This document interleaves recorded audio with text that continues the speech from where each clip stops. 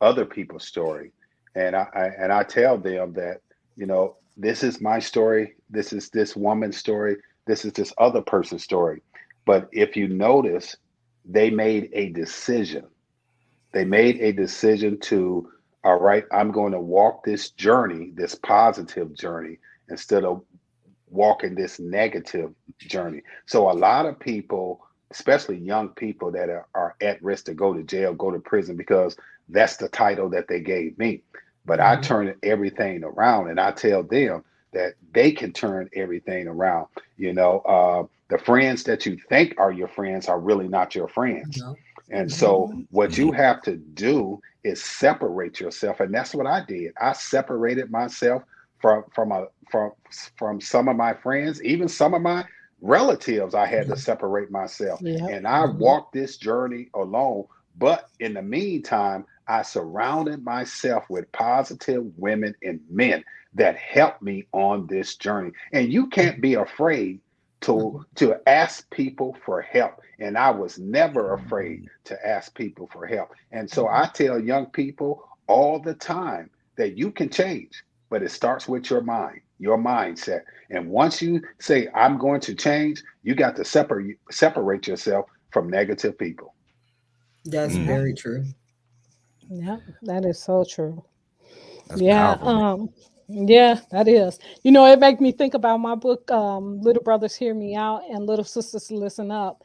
In that book, I mentioned the same exact things that you were saying about the sometimes we have to separate ourselves from people. Sometimes it be our own family members that we have to separate ourselves from, and sometimes it be friends that we have been knowing all our life.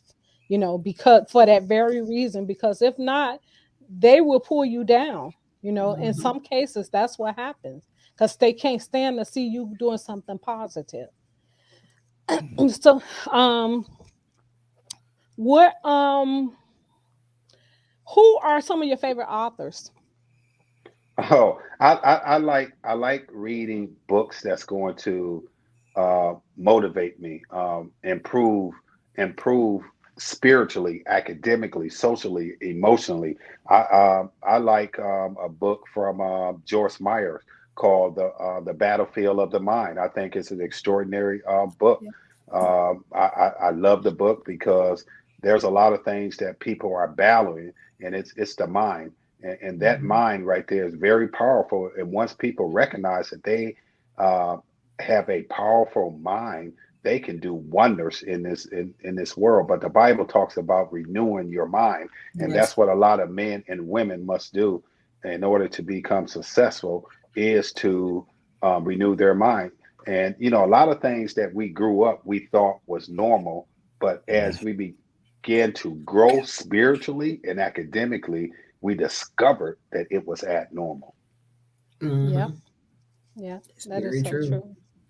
It's so funny you said that because a guest said, I had a guest that came on about a few months back, and the guest was talking about how, as a child, we all used to eat certain, things that our parents was given to us, and we thought that because our parents was giving us these certain things to eat, that it was correct for us to eat that on a regular. So he was saying that, and because of that, a lot of us eat wrong because that was the way we were raised. We were raised to eat certain things that we should not be eating. We were raised to eat it, so we think it's right to eat it. Mhm. Yeah. So, Yeah, I yeah. tell you what, this is one thing that my mama used to always cook. When we didn't have nothing, mama used to go in that kitchen and make some homemade biscuit, and we would eat it Mhm. with syrup. And she'll Yep. put us to bed. That's it. She'll pray over that food, girl. Woo, that biscuit and that hot syrup would do the job. Yep. and And then That what every she and said, and cornbread. And Cornbread she was said another what she one. would tell you, she would tell you that she said with long as you got a piece of bread and some water and that stomach will grow. That's it. And she was so right. That is That is so so funny. true. Because you sound just like us as we were growing up. Of how our mama used to say the same thing to us. If she ain't had nothing but some cornmeal and some flour, she make us some. We used to call it kachima bread. Oh my gosh. Oh my We had goodness. a name for it. Yeah, we had a name for it. We called it Kachima bread. And we used to max. But guess what? We didn't go to bed hungry. Our stomach wasn't growling when we went to sleep. So yeah. Put that milk or Yes. get some milk That's the and some good part sugar about or it. some Our some stomach water did if not. you ain't had no milk. Mhm. You gonna make it work. I'm saying. Yep.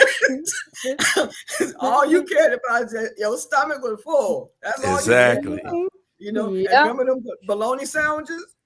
Oh You know, yeah. if you put that burnt bologna on that, man, see, they don't know about that. They don't know bologna. But you know what? I still eat bologna. Yeah. I still love And I me still some like burnt it burnt too. bologna. Yep. That is hilarious. So, what are some of your interests outside of writing?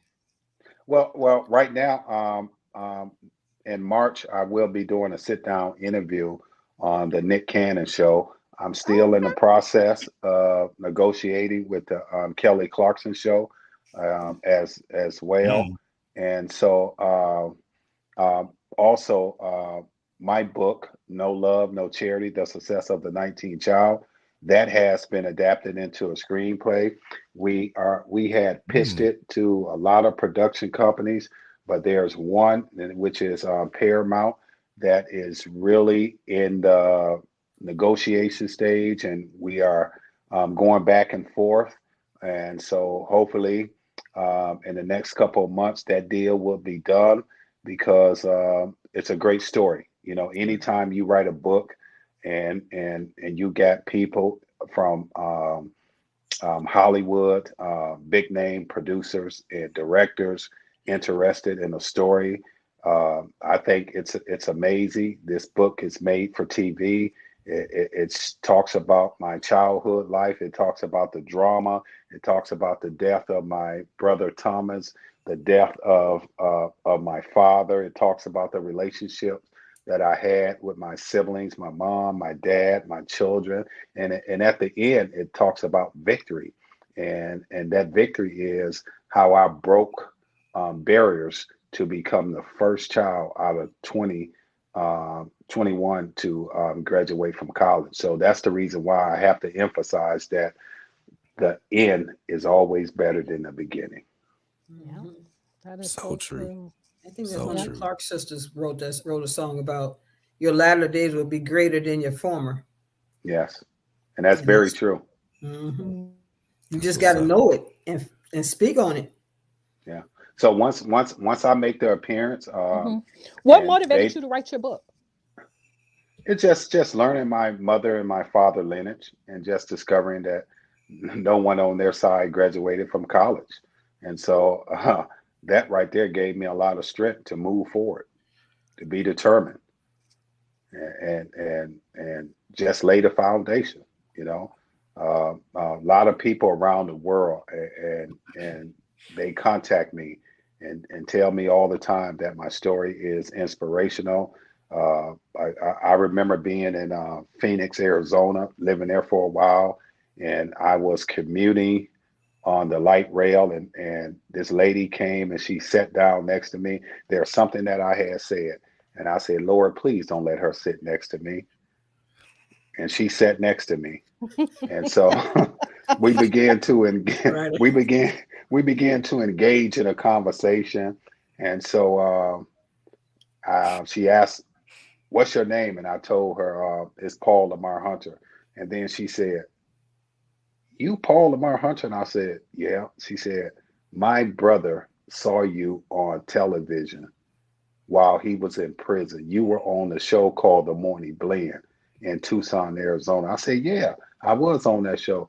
She said, "My brother saw you while he was in prison with the other inmates. And my brother always thought that he had a difficult life until you shared your story. And he had me to purchase your book, and I sent it to the prison, and it changed his life." Wow. So Wow. that right there was very encouraging to hear that my book had changed somebody's life. And that's what it does. It will grab your attention from start to finish. That's true. And the funny thing, you said you was trying not to sit, not for her not to sit next Yeah. to you. Well, See that's how funny.